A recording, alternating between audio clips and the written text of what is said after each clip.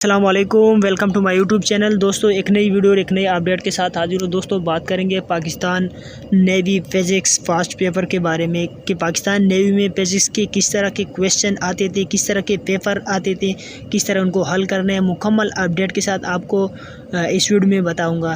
तो शुरू करते हैं। हमारे पास पहला क्वेश्चन है, कहते हैं ऑफ इनर्शिया डिपेंड अपॉन। दोस्तों, जो हमारे पास यूनिट ऑफ इनर्शिया वो हमारे पास मास के ऊपर वो डिपेंड करते हैं। ठीक है, फर्ज करें एक मोटा बंदा गाड़ी में बैठा हुआ है और एक जो है वो पतला बंदा गाड़ी में बैठा हुआ है। गाड़ी ने अचानक ब्रेक पकड़ लिया। ठीक है, अब जो पतला बंदे वो आसानी से अपने आप को संभाल सकते हैं, जो मोटा बंदे वो आगे गिरेगा, और जो पतला बंदे वो अपने आप को संभाल सकते हैं, क्योंकि मास पे जो है इनर्शिया वो ज़्यादा डिपेंड करते हैं। जिसके मास ज़्यादा हो तो उसको ज़्यादा झटका लगेगा। ठीक है, अगले क्वेश्चन की तरफ चलते हैं। अगले क्वेश्चन में कहते हैं which instrument is used to measure current. Current नापने के लिए हमारे पास कौन सा आला इस्तेमाल हो, तो हमारे पास एम मीटर है, ऑप्शन नंबर ए। अगले क्वेश्चन की तरफ चलते कहते हैं the force exerted on machine is called. जो हम किसी चीज़ पे फोर्स लगाते हैं तो वो उसको इनपुट कहते हैं। ठीक है, इनपुट आउटपुट और जो इनपुट है इन दोनों का जो रेशियो उसको एफिशिएंसी कहते हैं, और आउटपुट इनपुट आउटपुट ये बाकी जो ऑप्शन है वो हमारे पास गलत है। जो फोर्स हम लगाते हैं उसको हम इनपुट ही बोल सकते हैं ऑप्शन के मुताबिक। अगले क्वेश्चन में कहते हैं according to which law liquid exert equal in all side. ठीक है, कहते हैं कौन से लॉ के मुताबिक जो लिक्विड है वो तमाम डायरेक्शन में इक्वल फोर्स लगाते हैं, तो वो हमारे पास जो है पास्कल लॉ है। ठीक है, अगली क्वेश्चन में कहते हैं the sum of all applied torque are zero at is law of equilibrium. ये कौन सा लॉ ऑफ इक्विलिब्रियम है जिसमें टार्क जो है वो ज़ीरो होता है। ठीक है, अप्लाइड टार्क जो है वो ज़ीरो, तो हमारे पास सेकंड लॉ ऑफ इक्विलिब्रियम है। ठीक है, आप लोगों ने बस याद रखने सेकंड लॉ ऑफ इक्विलिब्रियम में टार्क जो है वो अप्लाइड टार्क वो ज़ीरो होता है।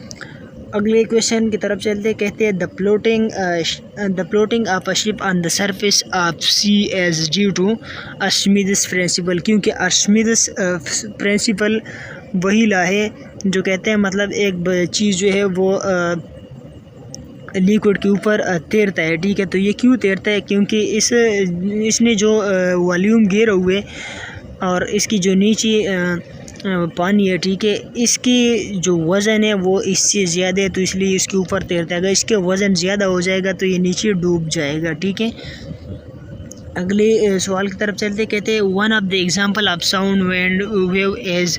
जो साउंड वेव का एक एग्जांपल है वो हमारे पास रेडियो वेव है। ठीक है, अगर आप दूसरों को देख ले कीबोर्ड टेलीविज़न, ये हमारे पास ऑप्शन नहीं है, तो रेडियो वेव जो है वो हमारे पास एक एग्जांपल है। ठीक है, साउंड वेव की।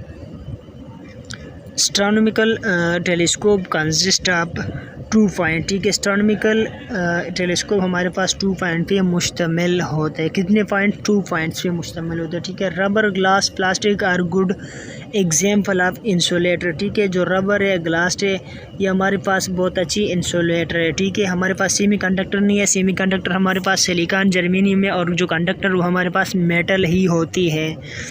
अगले क्वेश्चन की तरफ चलते हैं, कहते हैं वेलोसिटी एज डिराइव्ड यूनिट। ठीक है, वेलोसिटी कौन सी यूनिट है, वो हमारे पास डिराइव यूनिट है। ठीक है, क्योंकि वेलोसिटी जो है वो rate of change of acceleration and unit of time. ठीक है, हमारे पास वेलोसिटी बराबर होते हैं rate of change of acceleration and unit of time. ठीक है, तो इसलिए ये एक डिराइव यूनिट है। इसका जो यूनिट है वो मीटर पर सेकंड है। ठीक है, मीटर पर सेकंड इसका यूनिट है।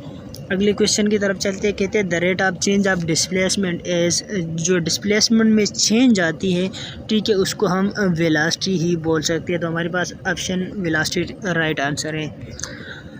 इस क्वेश्चन में कहते हैं the force of friction is directly proportional to. जो फोर्स ऑफ फ्रिक्शन है ये डायरेक्टली प्रोपोर्शनल होता है। ठीक है, अगर हम ऑप्शन के मुताबिक देखें, वैसे ये बहुत सारी चीज़ों पे डिपेंड करते हैं। अगर हम जो ऑप्शन हमारे पास दिए हुए तो इसमें ये मास पे डिपेंड करते हैं। ठीक है, स्ट्रेन पे कोई डिपेंड नहीं करता, स्ट्रेन के साथ इसका कोई ताल्लुक़ नहीं है। अब वेलोसिटी का जो है वो डायरेक्टली प्रोपोर्शनल नहीं है। ठीक है, वेलोसिटी जितना ज़्यादा होगा उतना फ्रिक्शन कम होगा, और एक्सकोपेशन का भी इसके साथ कोई जिक्र नहीं है। The product of velocity and mass is called, जो प्रोडक्ट ऑफ वेलोसिटी होते हैं, ठीक है, प्रोडक्ट ऑफ वेलोसिटी और जो है मास का, ठीक है, वी, ठीक है, तो ये हमारे पास जो है मोमेंटम के बराबर होते हैं, ठीक है, जो पी हम रिप्रेजेंट करते हैं। Time period as reciprocal of, जो टाइम पीरियड होते हैं ये फ्रीक्वेंसी की रेसिप्रोकल होते हैं, ठीक है, टाइम पीरियड हमारे पास जो है वो फ्रीक्वेंसी की रेसिप्रोकल है, उल्टा है, ठीक है।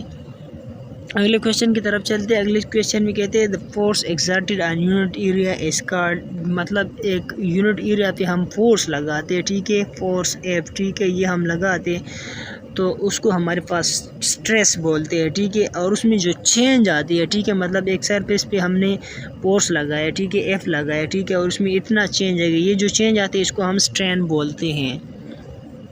अगले क्वेश्चन की तरफ चलते कहते हैं and forward circuit the P N is connected to negative terminal, ठीक है, फॉरवर्ड में जो है वो पी एन जो है वो नेगेटिव के साथ होते हैं और जो रिवर्स है उसमें वो पॉजिटिव के साथ कनेक्टेड होते हैं, ठीक है। अगले क्वेश्चन की तरफ चलते हैं an equation E is equal to M C square, M C square आप लोग को याद होना चाहिए, जो सी है ये हमारे पास वेलोसिटी ऑफ लाइट को जाहिर करते हैं, सी का कोई एब्रीविएशन नहीं है, ठीक है, वैसे कहते हैं मतलब ई जो है अर्थ को कहते हैं, ठीक है, एम जो है मास को कहते हैं, ठीक है, और जो सी है इसका कोई एब्रीविएशन नहीं है, हमारे पास स्पीड ऑफ वेलोसिटी को जाहिर करता है, ठीक है। हमारे पास कुछ क्वेश्चन थे फिजिक्स पास पेपर के नेवी के, आप लोग के वीडियो कैसा लगा कमेंट सेक्शन में ज़रूर बताना। इसके अलावा अगर आप लोग को कोई और क्वेश्चन मतलब आपको लोग को याद हो जो टेस्ट में आया हो या टेस्ट देने के लिए जाते हो और कोई क्वेश्चन आप लोग को याद हो तो हमारे पास कमेंट सेक्शन में ज़रूर शेयर कीजिएगा। Thanks for watching.